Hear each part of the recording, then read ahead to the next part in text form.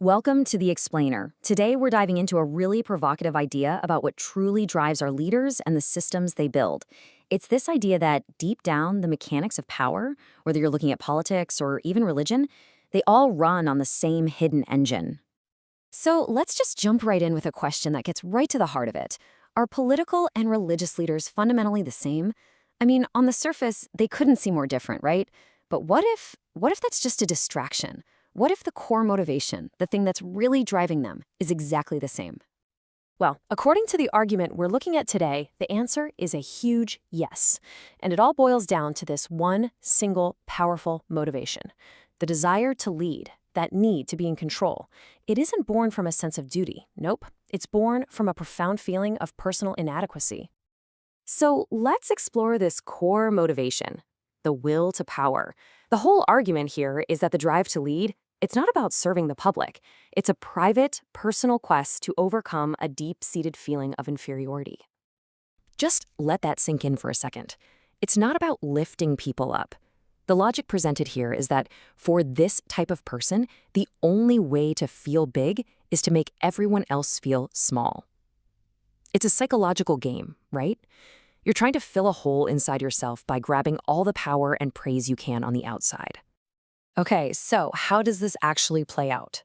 Well, a huge piece of this argument comes down to a really sharp difference between two things we usually lump together.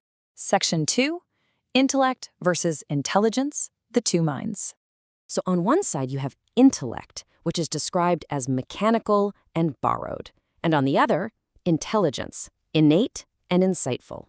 The source material is really clear on this. This is not just playing with words. This is supposedly the absolute key to understanding who can be controlled and who stays free.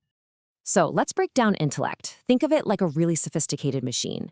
It's just a collection of borrowed thoughts, borrowed words. It can shuffle them around, write amazing essays, sound super smart. But here's the catch. Because it has nothing truly of its own, it's always looking for validation from the outside. And that makes it very easy to control.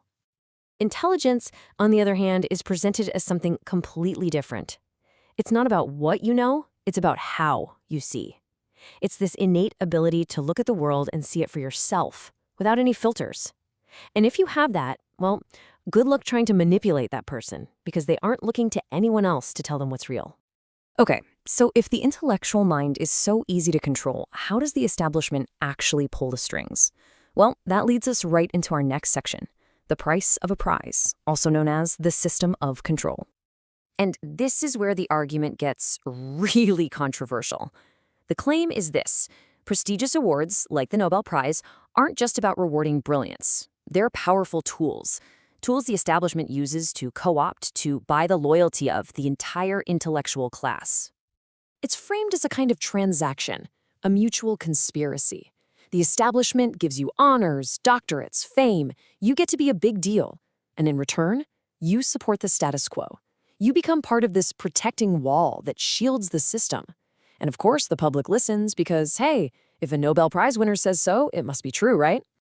And the Nobel Prize is used here as a perfect example of a political weapon, a way to take out a threat without ever firing a gun. Think about it. Step 1. You find a brilliant dissident scientist in a rival country and offer them the biggest prize in the world. Step 2. They can't resist it, but now they're in a terrible spot with their own government. Step 3. Their government gets angry, calls it a capitalist plot, and pressures them to say no. Step 4. Suddenly, their work gets sabotaged, or they're jailed, or they're kicked out of the country. And just like that, threat neutralized. It's pure political chess. Now, this logic about power and control naturally extends to the very people who run the whole system, which brings us to a pretty startling comparison in Section 4, politicians and criminals, the two paths to power. Yep, you heard that right. The argument we're exploring makes the bold claim that politicians and criminals are, at their core, not different kinds of people. The ambition, the mindset, the drive for power, it's all coming from the exact same place. According to this view, the only thing that actually separates them is success.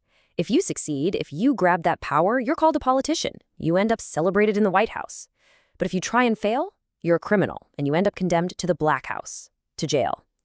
It's the same game, same ambition, just a different outcome. And get this, the odds are brutal. The idea is that for every 100 people who try to play this game of ambition, only one actually succeeds and makes it to that White House. The other 99, they fail. They're the criminals. That's a 1% success rate. So that leaves one huge question. What happens to the truly intelligent ones? You know, the rebels who can't be bought off with a prize, the ones the system can't control. What's their fate? That's what we're looking at now, the modern crucifixion, the two fates of the rebel. The thinking here is that modern power structures have gotten way, way smarter about silencing dissent.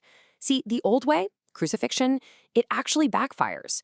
You try to destroy a rebel like that, and you just end up creating a martyr, an eternal advertisement for their cause.